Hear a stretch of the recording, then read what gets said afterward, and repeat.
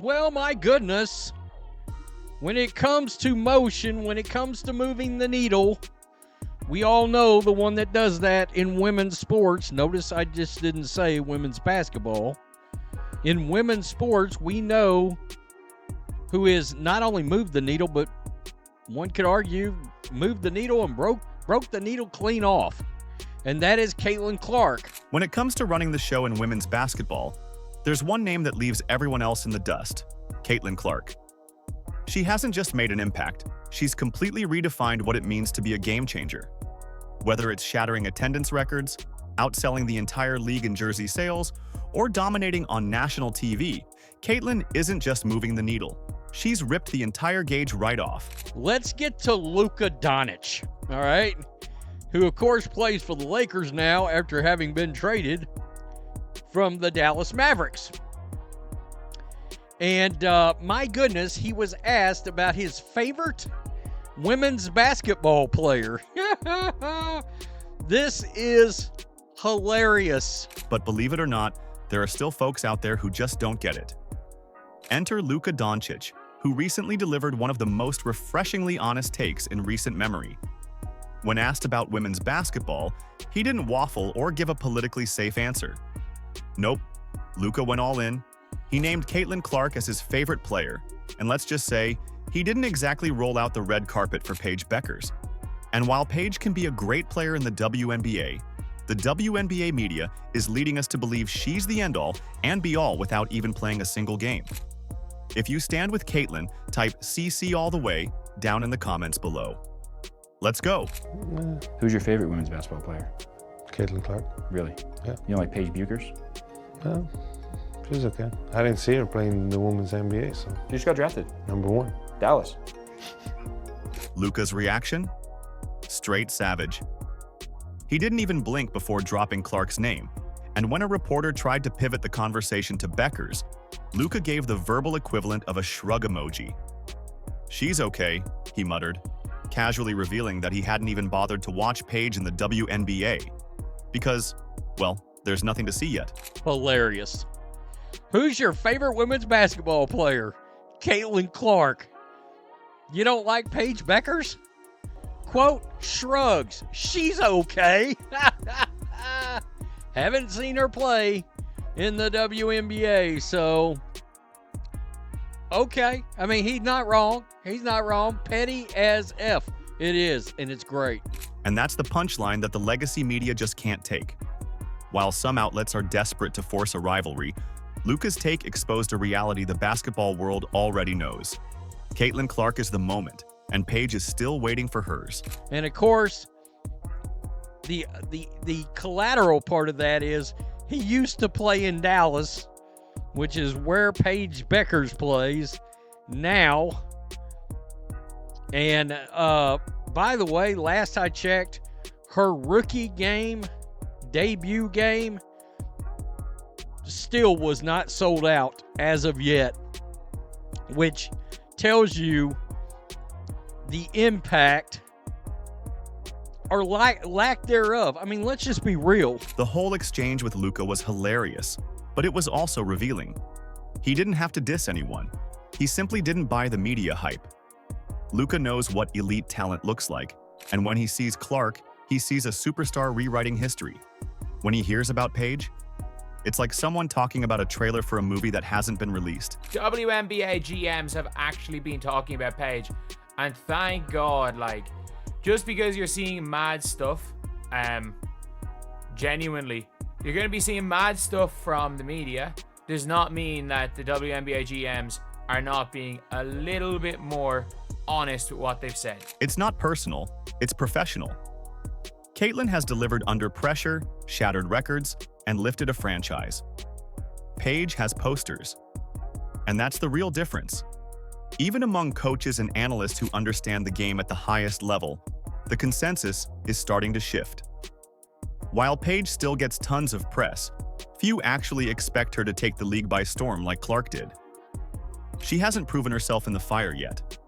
And in a league as tough as the WNBA, potential means nothing until it's proven on the court. As one general manager put it, I think she can impact the league immediately. She can be dangerous right away, which is true, which is very, very true.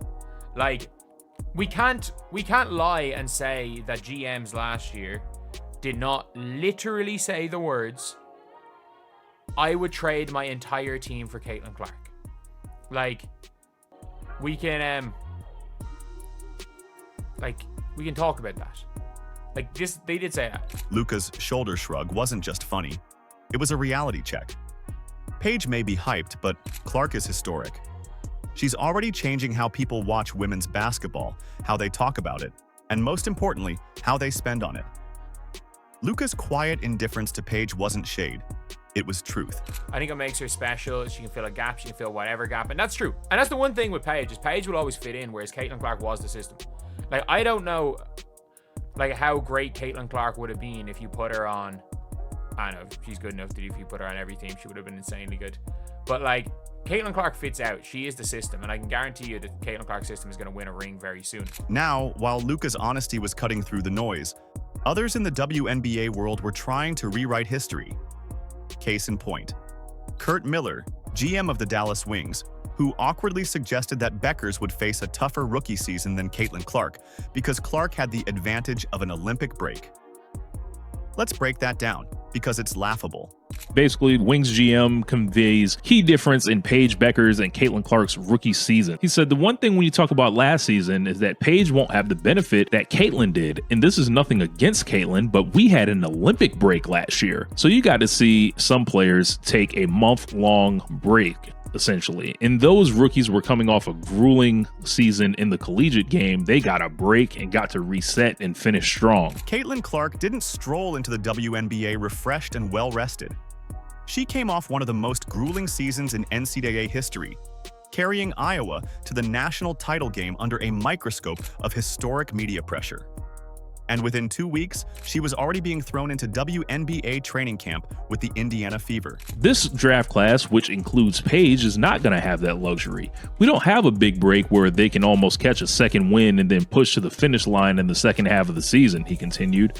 So we have to watch this rookie class around the league about load management. It's not just our rookies. We're all going to be tuned in to load management, especially these rookies that played long into their collegiate season. I didn't really see any of the benefit that Caitlin Clark got coming into the season.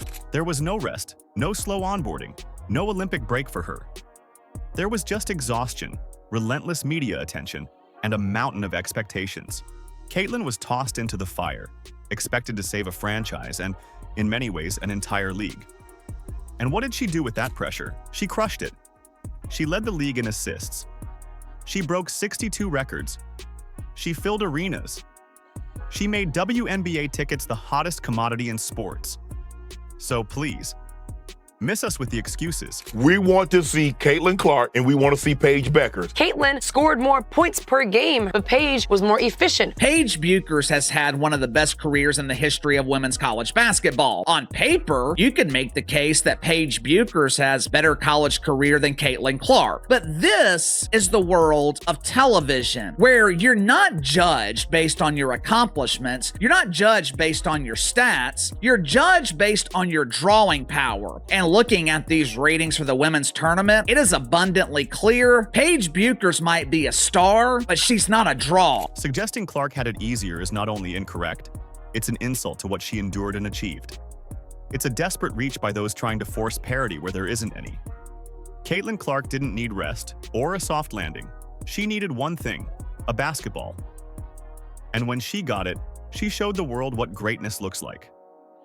So while Luka Doncic is out here keeping it real, the media needs to catch up. This isn't a rivalry. Paige Bueckers is definitely talented, but she's still standing in the shadow of a phenom.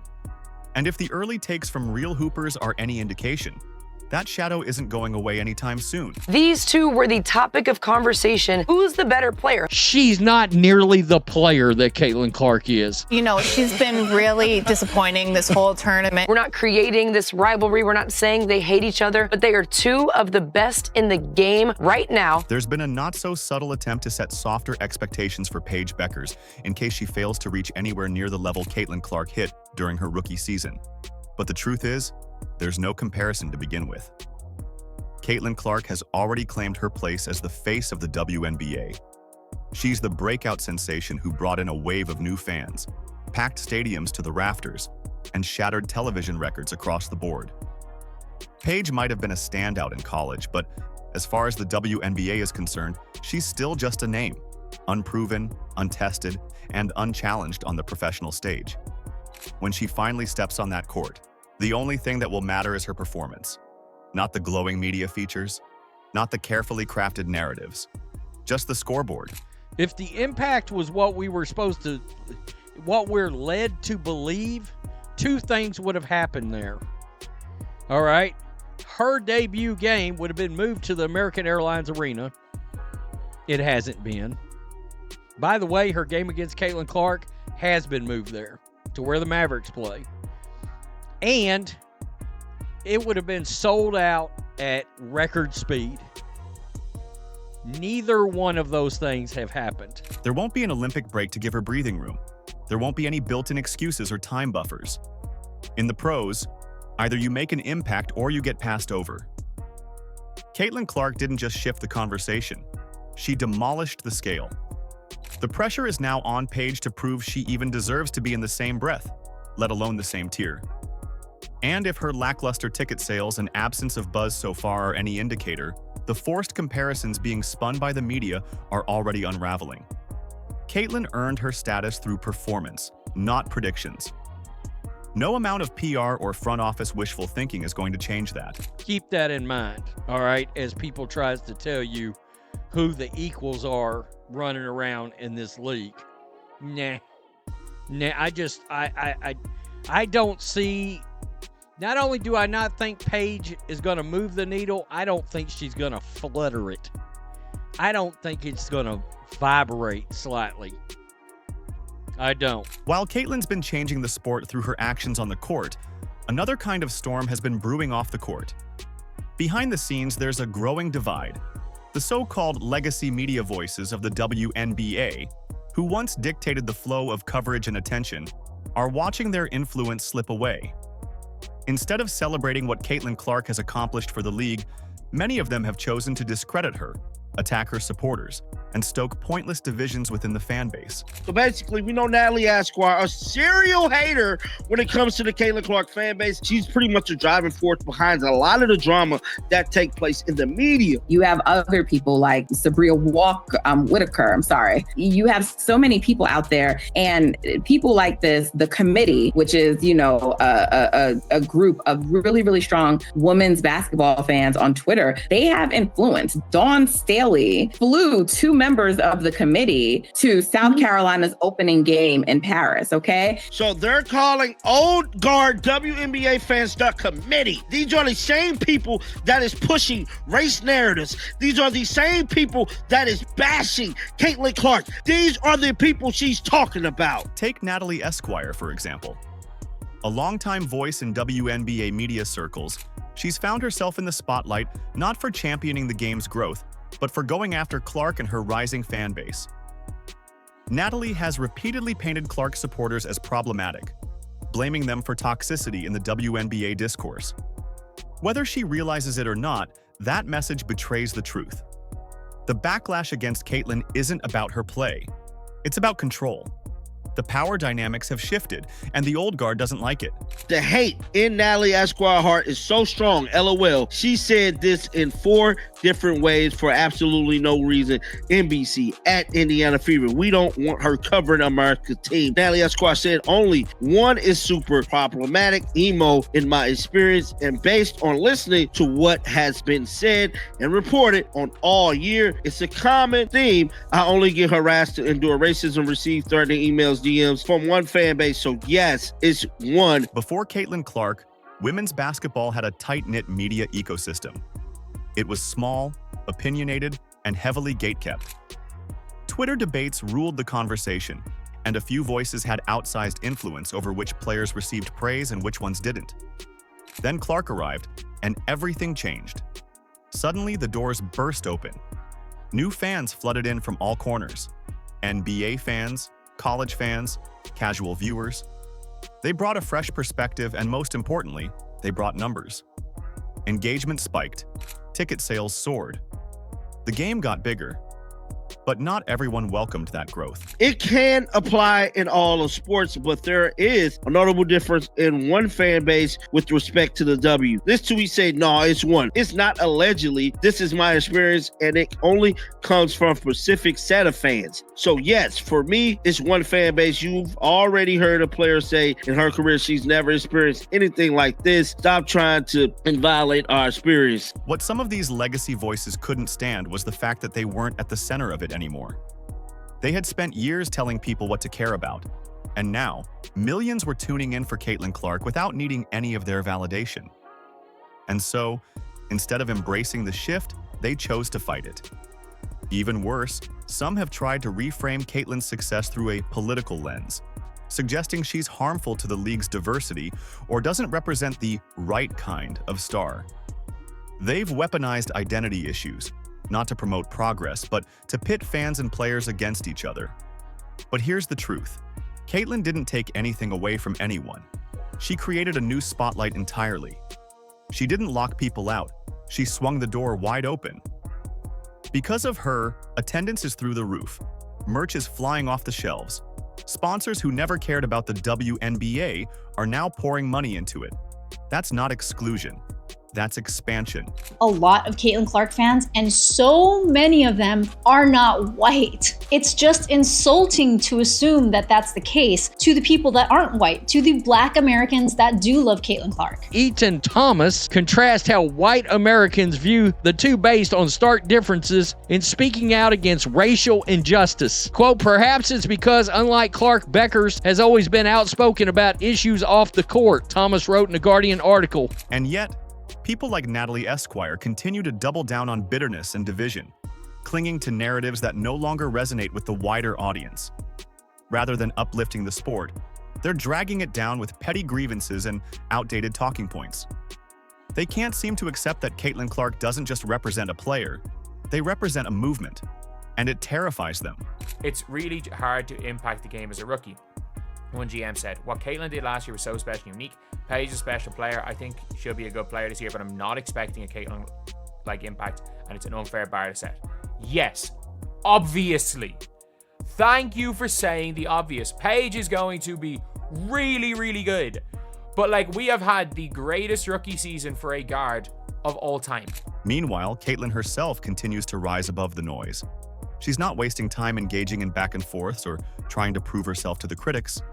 She just keeps doing what she's always done. Work hard, win games, and let her performance speak for itself.